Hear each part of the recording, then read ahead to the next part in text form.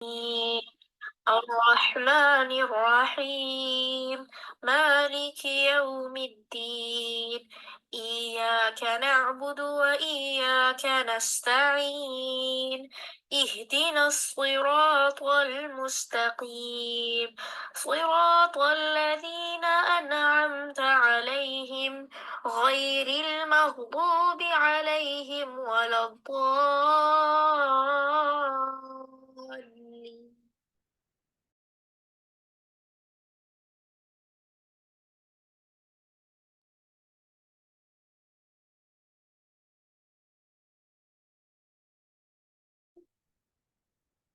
اعوذ باللہ من الشیطان الرجیم بسم اللہ الرحمن الرحیم السلام علیکم ورحمۃ اللہ وبرکاتہ۔ امید ہے آپ سب میں نے خیریت سے ہوں گی۔ اللہ تعالیٰ آپ اپنے خیر میں ایمان کی بہترین حالت میں رکھے اور جو بھی ہم عبادات کریں اللہ تعالیٰ اپنی رحمت سے قبول کر لے، آمین۔ نحمدہ ونصلی علی رسولہ الکریم، اما بعد فاعوذ باللہ من الشیطان الرجیم بسم اللہ الرحمن الرحیم۔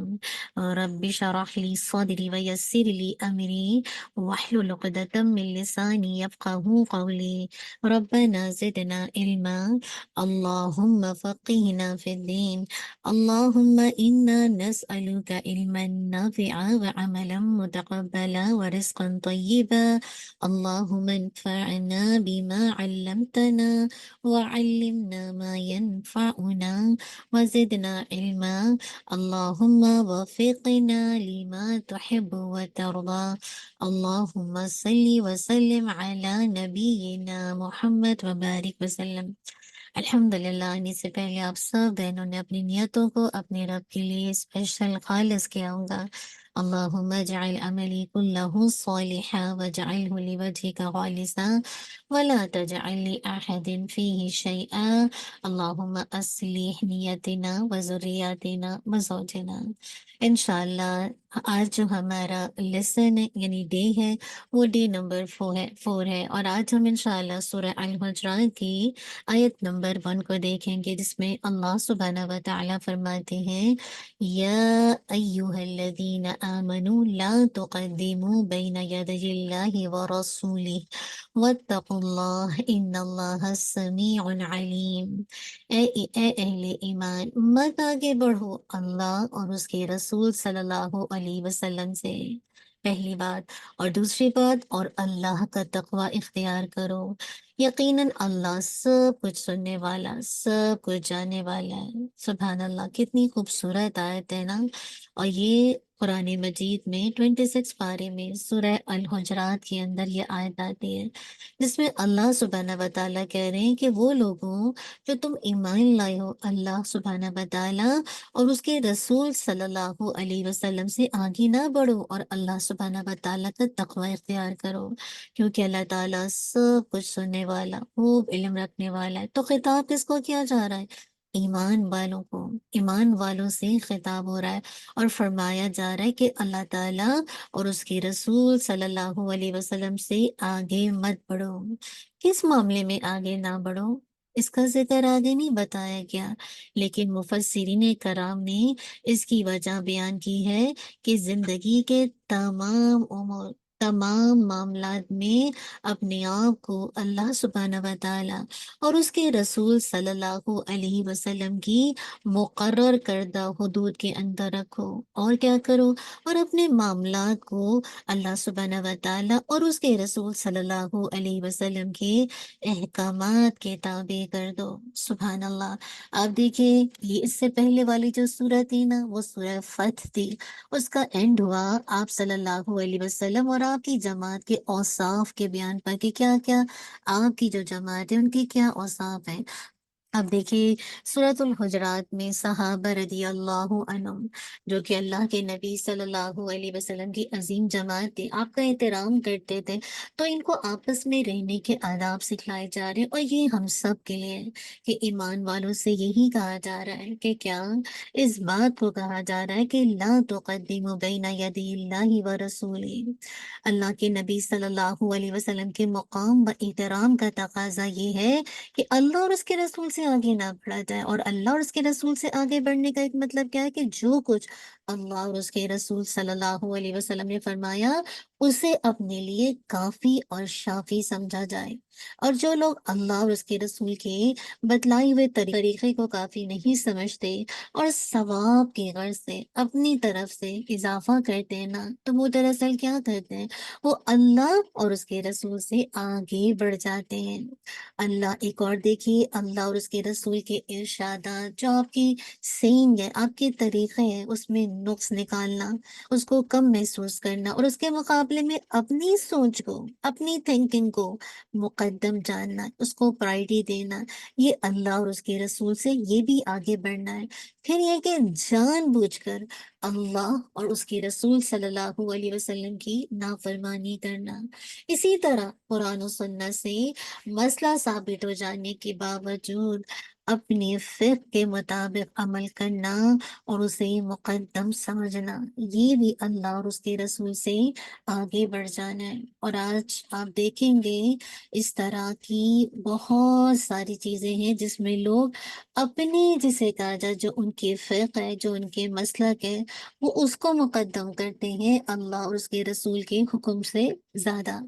ایک اسی طرح ایک اور معنی یہ ہے کہ اللہ اور اس کے رسول کے بتلائے ہوئے قانون اور ضابطوں کو نافذ کرنے کے بجائے اپنی مرضی یا پارلیمنٹ کے فیصلے کو ترجیح دینا، حقیقت میں یہی اللہ اور اس کے رسول سے آگے بڑھنا ہے، جس کی مجھے اور آپ کو کسی اعتبار سے بھی اجازت نہیں دی گئی ہے۔ اسی لیے آگے دیکھیے آیت کے اینڈ میں یہی تو بتایا گیا کہ اللہ ہر بات سننے والا اور ہر کسی کی نیت اور عمل کو جاننے والا ہے۔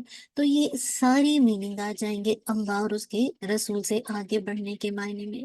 آپ دیکھیے ایک ہمارے یہاں مزاج بن چکا ہے کہ وہ کیا، ایک سلوگن بن چکا ہے، میری مرضی میری مرضی، میری باڈی میری مرضی۔ تو بندے مومن سے مطالبہ ہے، تیری مرضی نہیں ہے بلکہ تیرے رب کی مرضی ہے، تیری مرضی نہیں، تیرے رسول صلی اللہ علیہ وسلم کی تعلیمات کی مرضی ہے، یعنی جو ان کی پیروی ہے۔ یہ ایک مومنانہ طرز عمل ہے کہ بندہ اپنے انڈیویجول انفرادی معاملات میں بھی اللہ تعالیٰ اور اس کے رسول صلی اللہ علیہ وسلم سے آگے نہ بڑھے، اور اجتماعی معاملات میں بھی، آپس کے معاملات میں بھی زندگی میں اللہ تعالیٰ اور اس کے رسول صلی اللہ علیہ وسلم سے آگے نہ بڑھے۔ آج ہمارے یہاں دیکھیے یہ بڑا کنسپٹ ہو گیا، کلمہ پڑھ لیا، نماز ادا کر کے مطمئن ہو جاتے ہیں، اور بعض اوقات یہ آتا ہے کہ یہ بھی تصور ہے کہ ہم تو روزے کا اہتمام کر رہے ہیں، بس یہی کافی ہے۔ یقیناً اس میں کوئی شک نہیں، یہ بڑے بڑے تقاضے ہیں، بڑے بڑے فرائض ہیں۔ آپ نماز پڑھتی ہیں، روزہ رکھتی ہیں، کلمے کو ماننے والی ہیں، تو مطلب قرآن و سنت پر عمل کرتی ہیں، لیکن اس میں کوئی شک نہیں، مگر اس کے بعد اپنے آپ کو میں اور آپ فارغ سمجھیں اور اپنے آپ کو خوش اور مطمئن رکھیں، اور آزادی کے نعرے لگائیں، میری مرضی کے نعرے لگیں۔ یہ ایک مومنانہ طرز عمل نہیں ہے کہ آپ سب نماز تو پڑھتی ہیں اور ساتھ ساتھ روزوں کا اہتمام بھی کرتی ہیں، فرائض ادا کرتی ہیں، لیکن باقی زندگی کے گوشوں میں آپ اپنی مرضی چلاتی ہیں، آپ اپنی مرضی کے مالک ہیں، آپ اللہ اور اس کے رسول صلی اللہ علیہ وسلم کے حکموں سے آگے بڑھ جاتی ہے۔ تو یہ ایک مومنانہ طرز عمل نہیں ہے، یہ طریقہ درست نہیں ہے۔ ہماری معیشت کے معاملات ہوں، ہماری معاشرت کے معاملات ہوں، عدالت کے ہوں، سیاست کے ہوں، ریاست کے ہوں، کسی بھی معاملے میں مجھے اور آپ کو اللہ تعالیٰ اور اس کے رسول سے آگے نہیں بڑھنا ہے، اور ساتھ اللہ سے ڈرنا ہے۔ یاد کہ اللہ کا جو ڈر ہوتا ہے نا، دل کے اندر جب خدا خوفی ہوتی ہے، جواب دہی کا احساس ہوتا ہے، تبھی انسان پھونک پھونک کے قدم رکھتا ہے۔ آپ دیکھیے کہ کتنا زیادہ آج لوگ اللہ اور اس کے رسول کے حکموں سے کتنا آگے جانے کی کوشش کرتے ہیں، اور خاص کر جو میں نے آپ کے سامنے رکھا نا کہ قرآن و سنت سے مسئلہ ثابت ہونے کے باوجود اپنی فکر کے مطابق عمل کرنا اور اسے مقدم کرنا۔ اور آپ دیکھیے کہ ہمارے جو امام ہیں، ہم اکثر اپنے اماموں کو فالو کرتے ہیں نا، जितने भी आइमा कराम हैं, चाहे वो इमाम अबू हनीफा हो, इमाम मालिक हो, इमाम शाफी हो, इमाम अहमद बिन हम्बल हो, तमाम आइमा कराम ने मुसलमानों को इस बात का हुक्म दिया है, अगर सही सुन्नत सामने आ जाए तो फिर मेरे अक़वाल और मेरी राय को बिला तामुल तर्क कर दिया जाए। और इमाम अबू हनीफा रहिमहुल्लाह ने तो यहाँ तक फरमाया, दीन में सुन्नत रसूल के अलावा सब कुछ गुमराही और फसाद है। और अगर हम वाकई खुलूस दिल से इमाम अबू हनीफा रहिमहुल्लाह के मुक़ल्लिद हैं, यानी उनको फॉलो करते हैं, उनके मानने वाले हैं, तो हमें सिद्क़ दिल से उनकी तालीमात पर अमल पैरा होना चाहिए ना। लेकिन आज आप देखिए कि कितने झगड़े हैं, आप देखिए कितना ज़्यादा एक तरह से मिल्लत के अंदर इंतशार पैदा हो रहा है, जबकि सारी मिल्लत को अगर हम चाहते हैं कि जो अल्लाह के नबी सल्लल्लाहु अलैहि वसल्लम की जो मिरास है, और ये जो मिरास विरसे में इल्म का विरसा मिला है, और हम चाहते हैं ना कि हम सब मुसलमान एक मरकज़, एक महवर पर जमा हो जाएँ, तो वो है सुन्नत रसूल सल्लल्लाहु अलैहि वसल्लम, आपकी इत्तिबा। ख्वाह वो इमाम अबू हनीफा रहिमहुल्लाह के ज़रिए हम तक पहुँचे, या इमाम मालिक या इमाम शाफ़ी या इमाम अहमद बिन हम्बल या किसी भी दूसरे इमाम के ज़रिए पहुँचे। याद रखिए, गिरोहबंदी और फ़िरक़ावारियत की बुनियाद उस वक़्त पड़ती है जब मैं और आप सुन्नत रसूल का सल्लल्लाहु अलैहि वसल्लम का यानी उसका इल्म हो जाने के बाद महज़ इसलिए उस पर अमल नहीं करते कि हमारे मसलक और हमारे फ़िक़्ह में ऐसा नहीं है। हकीकत अगर देखा जाए कि दीन में ये तर्ज़ अमल सारी खराबियों और सारी फितनों का बायस है। अल्लाह सुब्हानहू व तआला हम सबको बचा ले। और आखिर में मैं जो बात कहना चाह रही हूँ, याद रखिए जो हमारे आइमा का नाम है ना, इन्होंने बड़ा इज्तिहाद किया है, बड़ी मेहनत की है, इनके पास बड़ा सरमाया है। और आप देखिए इसके बावजूद वो कभी आपस में नहीं झगड़ते थे। जिन मसाइल के बारे में कुरान और हदीस के वाज़ेह अहकाम मौजूद नहीं होते, उन मसाइल के बारे में फिर वो कुरान और हदीस की रोशनी में इज्तिहाद किया करते थे। इमाम अबू हनीफा हो, मालिक हो, शाफ़ी हो, इमाम अहमद बिन हम्बल रहिमहुल्लाह, यानी ये वो लोग हैं जिससे तमाम मुसलमानों ने फ़ायदा हासिल किया है। तो मैं और आप इनको बुनियाद बनाकर इख्तिलाफ़ात को वहाँ ना दें, और इस तरह कुरान और सुन्नत को छोड़ के एक फ़िक़ही मसलक को ना थामें। हमारे लिए क्या है? अतीउल्लाह व अतीउर रसूल, अल्लाह की अताअत और अल्लाह के रसूल सल्लल्लाहु अलैहि वसल्लम की अताअत। और यहाँ यही कहा जा रहा है कि कुरान और सुन्नत से मसला साबित हो गया, लेकिन इसके बावजूद आप अपने फ़िक़्ह के मुताबिक अमल करना चाहते हैं और उसे मुक़द्दम समझना चाहते हैं। अब बहुत से लोग अपने उलमा की बात को सही मानकर अल्लाह के नबी सल्लल्लाहु अलैहि वसल्लम की बात को पीछे डालते हैं। आपको याद है अदी बिन हातिम थे या कोई सहाबी थे, उनसे पूछा था, यानी अल्लाह के नबी सल्लल्लाहु अलैहि वसल्लम से उन्होंने पूछा कि यहूद और नसारा तो अपने जैसे कहा जाए उलमा को रब बना देते, हम तो ऐसा नहीं करते, हम तो अल्लाह को ही रब मानते हैं। तो उसका मफहूम मैं आपके सामने रख रही, तो उन्होंने क्या कहा था अल्लाह के नबी सल्लल्लाहु अलैहि वसल्लम ने, कि तुम उलमा की वो बात को जो कि कुरान और सुन्नत से टकराती है और तुम उसको मानते हो, तो उनको यही उनको रब मानना है ना, कि आप अल्लाह और उसके रसूल की बात को पीछे डाल दें और उलमा की बात को आगे डाल दें। अभी देख लीजिए चाँद देखने का मसला, दोनों साइटिंग ठीक है, कोई ग्लोबल साइटिंग फॉलो करता है, कोई लोकल मून साइटिंग फॉलो करता है, दोनों ठीक है, कोई किसी को बुरा ना करे। बहुत इसके अंदर वुसअत है अल्लाह के नबी सल्लल्लाहु अलैहि वसल्लम ने जो दीन का मसला बताया, लेकिन आप देखिए ग्रुप्स पे ग्रुप्स हैं जिसमें इस बात भी जैसे कहा जब है चल रही है, चाँद को देख देख के बताया जा रहा है कि ये तो सेकंड डे का चाँद है। अल्लाह ताला को पता है, आप क्यों किसी को बुरा कहते हैं? आपका काम है कुरान और सुन्नत को हाथ हाथ में थामिए, और उसके बाद उलुल अम्र की बात, जो कि अगर अल्लाह और उसके रसूल के हुक्म से नहीं टकराएगी। तो ये अहम बात है कि मैं और आप हर मामले में ये देखें कि जहाँ अल्लाह और उसका रसूल का हुक्म आएगा, वहाँ किसी इमाम की तकलीद नहीं की जाएगी, चाहे वो कोई इमाम हो, कोई स्कॉलर हो, कोई उलमा हो, जब हदीस और कुरान के दलाइल वाज़ेह मौजूद हैं। बस अल्लाह ताला ये इस चीज़ पे मेरा और आपका शरह सदर करे, ताकि इत्मीनान के साथ میں اور آپ اس دین پر عمل کریں۔ جو لوگ اپنے علماء کی اتباع کرتے ہیں وہ ان کو رب بناتے ہیں، اگر وہ کہہ دیں کہ لے لو لے لیں گے، وہ کہیں گے روک تو رک جائیں گے۔ ایسا نہیں ہے، ان کی اتباع ایسے نہیں کی جائے گی کہ اگر وہ حکم اللہ اور اس کے رسول کے حکم سے ٹکرائے تو ان کی بات کو نہیں لیا جائے گا۔ آپ دیکھیے مجھے وہ حدیث یاد آ رہی ہے کہ آپ کو یاد ہے انس رضی اللہ عنہ بیان کرتے ہیں کہ 3 آدمیوں کا وفد نبی صلی اللہ علیہ وسلم کی ازواج رضی اللہ عنہما کی خدمت میں حاضر ہو کر آپ کی عبادت کے بارے میں سوال کرتے ہیں۔ جب ان کو آپ کی عبادت کے بارے میں پتہ بتایا گیا تو انہوں نے کیا، اس کو اپنے لیے معمولی سمجھا، اور وہ کہنے لگے ہم نبی صلی اللہ علیہ وسلم کے مرتبے تک کیسے پہنچ سکتے ہیں؟ اللہ تعالیٰ نے آپ کے پہلے اور پچھلے گناہ معاف کر دیے۔ ان میں سے ایک نے کہا، غور سے سنیے گا، میں ہمیشہ رات بھر نماز پڑھتا رہوں گا۔ دوسرا کہنے لگا، میں زندگی بھر روزہ رکھوں گا۔ تیسرا کہنے لگا، میں کبھی نکاح ہی نہیں کروں گا۔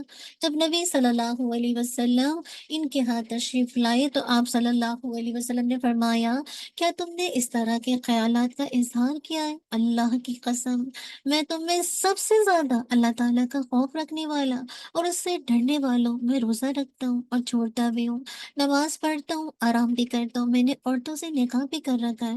بس جس نے میرے طریقے سے، یہ اہم بات ہے، جس نے میرے طریقے سے انحراف کیا اس کا میرے ساتھ کوئی واسطہ نہیں۔ یہ صحیح بخاری کی روایت ہے کتاب النکاح کے اندر۔ اللہ اکبر، اس کا میرے سے کوئی واسطہ نہیں۔ اب دیکھیے، حالانکہ وہ نیکی ہی تو کر رہے تھے کہ اگر کوئی ساری رات پڑھے نماز یا ساری زندگی روزہ رکھے، روزہ تو کتنی بڑی نیکی ہے، لیکن کیا تھا نا، وہ طریقہ رسول سے ہٹ گئی تھی۔ وہ اپنے آپ کو کمتر سمجھ کے اللہ کے نبی کو یہ سمجھ رہے تھے کہ آپ کے تو سارے ہی گناہ معاف ہیں اور ہم تو گناہ گار ہیں، لہٰذا ہم عبادت میں ایکسل کر جائیں۔ ایسا نہیں ہے، آج بھی دیکھیں بدعت کے نام پہ لوگ یعنی پوری پوری راتوں کو جاگیں گے، 2 2 رکعت پڑھ کے، پتہ نہیں کیا کچھ اجر و ثواب بتایا جاتا ہے، لیکن آپ سوچیے عین فجر کے وقت آنکھ لگ جاتی ہے، جس کے بارے میں آپ سے پوچھو نا، فرائض کے بارے میں، آپ جسے کہا جائے نیکی کرتے کرتے تھک جائیں گے، عبادت کرتے کرتے تھک جائیں گے، اللہ تعالیٰ اجر دینے سے نہیں تھکتا۔ اللہ تعالیٰ آپ کو اجر دیں گے اگر آپ کی نیت خالص ہے۔ تو ہر وہ کام جو اللہ کے نبی کے حکم کے مطابق نہیں ہوگا تو یہ یاد رکھیے، اور آپ اس کے اندر اپنی مرضی چلائیں، میری مرضی، میری لائف، میں جو چاہوں کروں، تو یاد رکھیے یہ ہے اللہ اور اس کے رسول سے آگے بڑھ جانا۔ اللہ تعالیٰ نے کیا فرمایا، وَمَا آتَاكُمُ الرَّسُولُ فَخُذُوهُ وَمَا نَهَاكُمْ عَنْهُ فَانْتَهُوا، رسول جو تمہیں دے اسے لے لو اور جس سے منع کرے اسے رک جاؤ۔ عبداللہ بن عمر رضی اللہ عنہ بیان کرتے ہیں کہ رسول اللہ صلی اللہ علیہ وسلم نے فرمایا، آدمی جب تک اپنی خواہشات میری لائی ہوئی شریعت کے تابع نہ کر دے اس وقت تک وہ ایمان والا نہیں ہو سکتا۔ سبحان اللہ، آج میں اور آپ اپنی خواہشات کو کس کے مطابق ٹرن کر دیں؟ جو شریعت اللہ کے نبی لے کر آئے اس کے تابع کر دیں، تو پھر میں اور آپ ایمان میں کامل ہو سکتے ہیں، ورنہ تو ایمان ہی نہیں ہوگا۔ آج ہمارے یہاں تو سارا مسئلہ یہی ہے، ہر انسان اپنی مرضی سے جینا چاہتا ہے۔ تو اصل چیز ہے اللہ کے نبی صلی اللہ علیہ وسلم کی اتباع، ہر چیز میں، ہر کام میں۔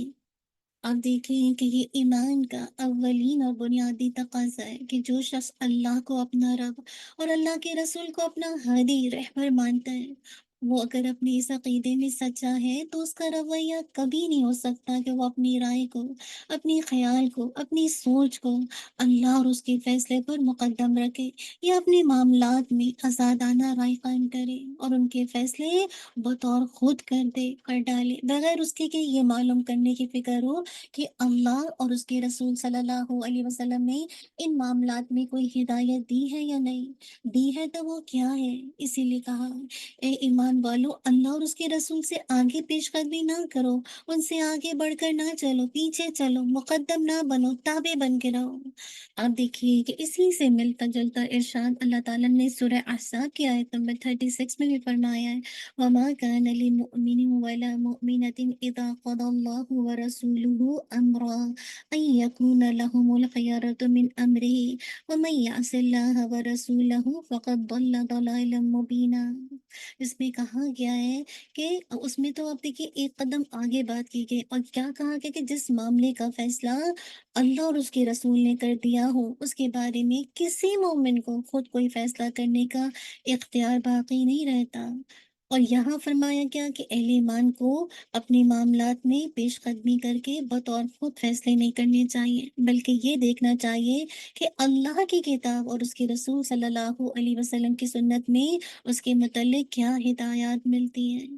میں نے جیسے بتایا کہ یہ حکم مسلمانوں کے محض انفرادی معاملات تک محدود نہیں ہے، بلکہ اجتماعی معاملات میں بھی اس کو اپلائی کیا جائے گا، جس کی پابندی ضروری ہے ہر جگہ، چاہے وہ حکومت ہو، عدالت ہو، پارلیمنٹ ہو، انسان کی اپنی انفرادی زندگی ہو، ہر ہر طرف جو ہے وہ اللہ اور اس کے رسول کی، اللہ کی مرضی چلے گی، اس کے نبی صلی اللہ علیہ وسلم کے بتائے ہوئے طریقے کی زندگی چلے گی۔ اور آپ کو پتہ نا، اللہ کے نبی صلی اللہ علیہ وسلم کی ایک حدیث کا مفہوم آتا ہے کہ جب آپ نے معاذ بن جبل رضی اللہ عنہ کو یمن کا حاکم عدالت بنا کر بھیج رہے تھے، تو آپ نے ان سے پوچھا کہ تم کس چیز کے مطابق فیصلہ کرو گے؟ انہوں نے عرض کیا، کتاب اللہ کے مطابق۔ دیکھیے کیسی تربیت کی تھی نا اللہ کے نبی صلی اللہ علیہ وسلم نے اپنے صحابہ کی۔ تو آپ صلی اللہ علیہ وسلم نے پوچھا، اگر کتاب اللہ میں کسی معاملے کا حکم نہ ملے تو کس چیز کی طرف رجوع کرو گے؟ انہوں نے کہا، سنت رسول صلی اللہ علیہ وسلم کی طرف۔ آپ صلی اللہ علیہ وسلم نے فرمایا، اگر اس میں بھی کچھ نہ ملے؟ انہوں نے عرض کیا، پھر میں خود اجتہاد کروں گا۔ اس پر کیا دیکھیے اللہ کے نبی صلی اللہ علیہ وسلم نے ان کے سینے پر ہاتھ رکھ کر فرمایا، شکر ہے اس رب کا جس نے اپنے رسول کے نمائندے کو وہ طریقہ اختیار کرنے کی توفیق بخشی جو اس کے رسول کو پسند ہے۔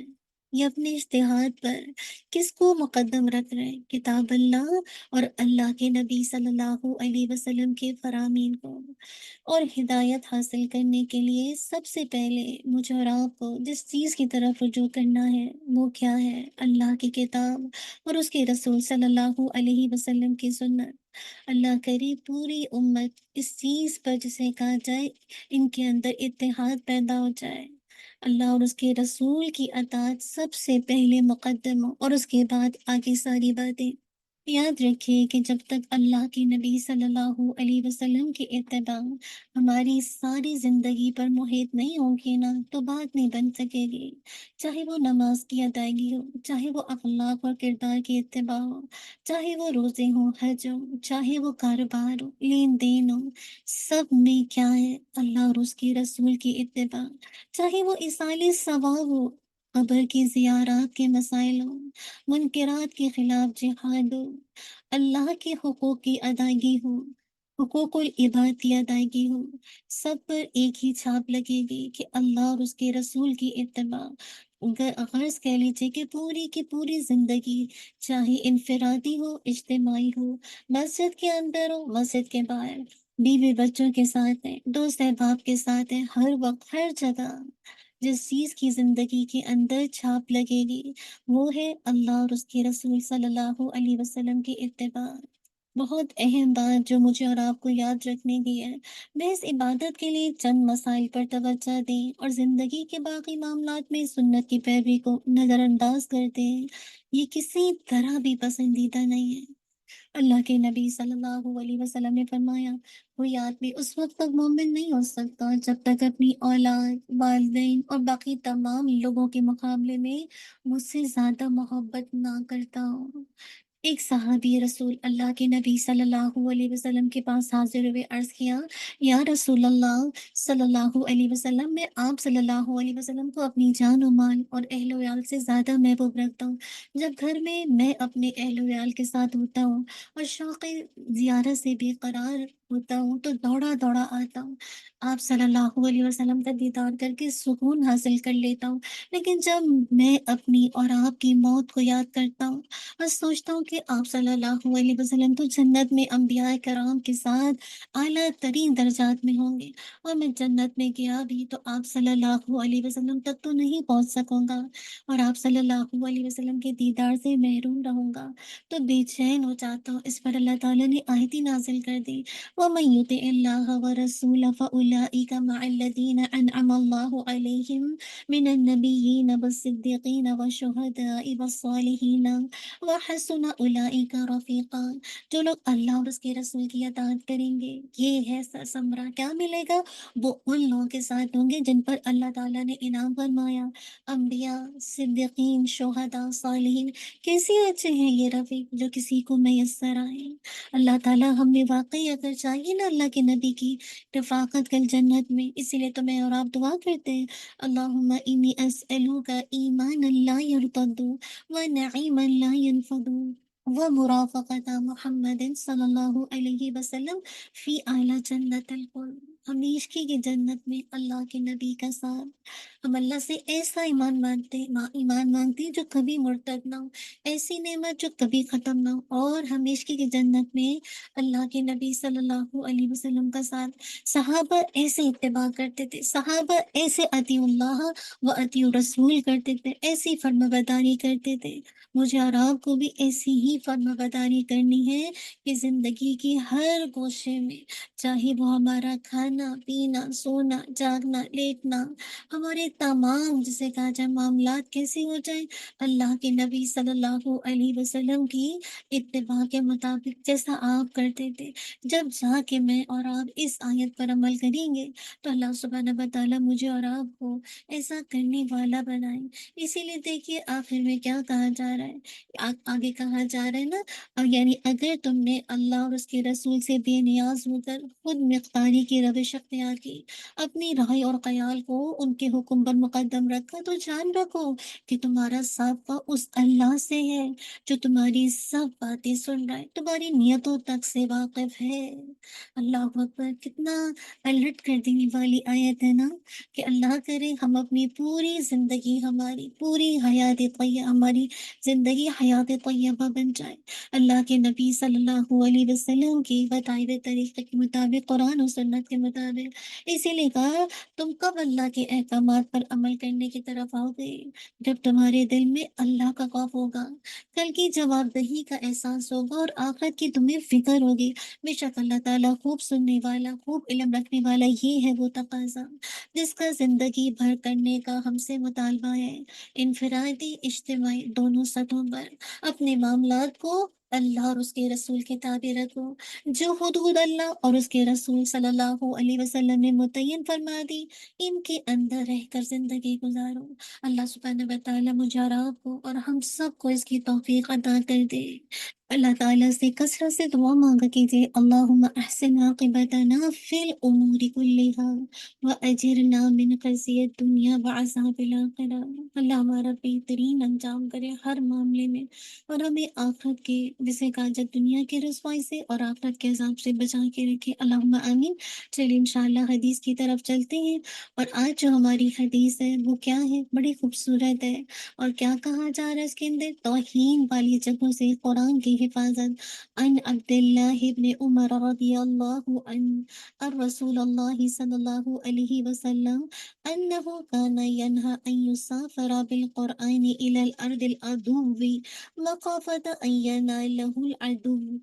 عبداللہ بن عمر رضی اللہ عنہ سے روایت ہے کہ رسول اللہ صلی اللہ علیہ وسلم منع کیا کرتے تھے قرآن مجید کو سفر میں دشمن کے علاقے میں لے جانے سے، اس ڈر سے کہ کہیں دشمن کے ہاتھ نہ لگ جائے۔ تو لغوی معنی دیکھیں کہ یسافر ایک جگہ سے دوسری جگہ منتقل ہونے کو سفر کہتے ہیں، اس لیے بھی کہ اس سے بہت ساری چیزیں واضح ہو جاتی ہیں، سفر کے اندر نا انسان کی اصلیت پتہ چل جاتی ہے۔ اور ارض العدو یعنی جو زمین ہے، یعنی زمین کے لیے آتا ہے لیکن علاقہ کفار کے قبضے میں ہو، دشمن کے قبضے میں ہو۔ تو اس حدیث سے جو ہمیں فائدے حاصل ہیں کہ ہر اس کام سے بچنا ہے جو قرآن مجید کی بے قدری کرے، جو بے حرمتی کا باعث بنے، اور قرآن مجید کو ہر قسم کے نقائص سے دور رکھنا، اس کی تعظیم ہے۔ آج دیکھیے نا کس قدر بے قدری ہے، بعض اوقات ہم مصحف کو صحیح سے مطلب ایک ہوتا ہے نا کہ مصحف کو پڑھنا پھر اس کو کس طرح کھولنا، جیسے میں نے آپ کو ڈے 2 یا 3 کے لیکچر میں بتایا تھا کہ کیسے صحابہ رضی اللہ عنہم کا اس کتاب کے ساتھ طرز عمل تھا۔ تو یاد رکھیے اسی لیے دشمن کے ملک میں لے جانے سے منع کیا گیا ہے نا، کیونکہ آپ کو نہیں پتا کہ دشمن کے ہاتھ لگ جائے نا، اس سے منع کیا جا رہا ہے کہ اس ڈر سے آپ دشمن کے علاقے میں لے کر نہ جائیں کہ کہیں ہاتھ نہ ان کے ہاتھ نہ لگ جائے اور پھر وہ اس کلام کی بے حرمتی کریں۔ تو میرے اور آپ کے لیے کرنے کا کام کیا ہے کہ قرآن مجید کی قدر و منزلت میں کمی کرنے والے کاموں سے بچنا ہے۔ ہر وہ کام جو قرآن مجید کی قدر و منزلت کو کم کر دے، گھٹا دے، ایسے کام نہیں کرنے۔ دوسری چیز، مصحف قرآن کو اس کی شایان شان جگہ پر رکھنا چاہیے، یعنی اس کا بھی ایک ادب و احترام ہوتا ہے نا۔ آپ مصحف کو پیار سے پکڑیں، کتاب ہے ربی، کتاب ہے ربی، یہ میرے رب کی کتاب ہے، اور جس کتاب سے جتنی محبت ہوتی ہے آپ اس کو کتنی مطلب اچھی جگہ پہ رکھتے ہیں نا، یعنی اونچی جگہ پر رکھتے ہیں۔ اور ویسے بھی جب آپ کی شرف ہو تو اس میں سب سے ٹاپ پہ قرآن ہی ہونا چاہیے، کیونکہ یہ اللہ تعالیٰ کا کلام ہے، اس کی بات ہے، تو یہ اس جگہ پر رکھنے کے لائق ہے۔ اب یہ مقصد نہیں ہے کہ آپ اس کو رکھ کر اوپر شیلف میں پھر بھول جائیں، نہیں، اتنا ریچیبل ہو کہ آپ اس کو ڈیلی اٹھا کر پڑھ سکیں، لیکن اس کا ادب و احترام ضروری ہے۔ اللہ سبحانہ و تعالیٰ واقعی مجھے اور آپ کو قرآن مجید کی بے قدری سے بچائے، بے حرمتی سے بچائے۔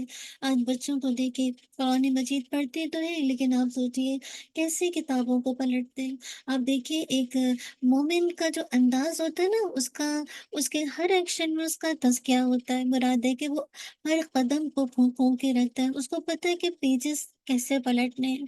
اور آج آپ دیکھیں، اگر آپ بچوں کو دیکھیں اگر وہ قرآن بھی پڑھتے ہیں تو وہ ایک جیسے کہا جائے اس انداز سے پڑھتے ہیں کہ نہ مصحف کا ادب ہے، اور نہ ہی جسے کہا جائے وہ پڑھنے کا انداز ہے۔ اللہ تعالیٰ ہم سب کو معاف کرے، بچوں کو چھوڑے، بڑوں کا بھی یہی حال ہے۔ اللہ تعالیٰ اس طرح کی بے قدری سے بچائے اور صحیح معنوں میں اور آپ اس کی صحیح تعظیم کریں، کیونکہ میرے رب کے الفاظ ہیں، تو میرا اس کے ساتھ تعلق ہو، مضبوط تعلق ہو۔ اللہ سبحانہ و تعالیٰ ہم سب کے لیے آسان کر دے اور اس کی قدر و منزلت کو جاننے کے بعد ایسے کاموں سے بچنے والا بنائے جو اس کی تعظیم کے خلاف ہے۔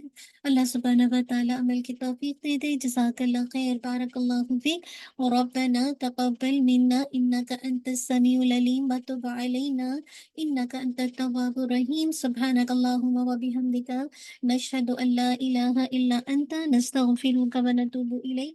سبحان ربک رب العزت عما یصفون وسلام علی المرسلین والحمد للہ رب العالمین۔ جزاک اللہ خیر، بارک اللہ فیک۔ السلام علیکم ورحمۃ اللہ وبرکاتہ۔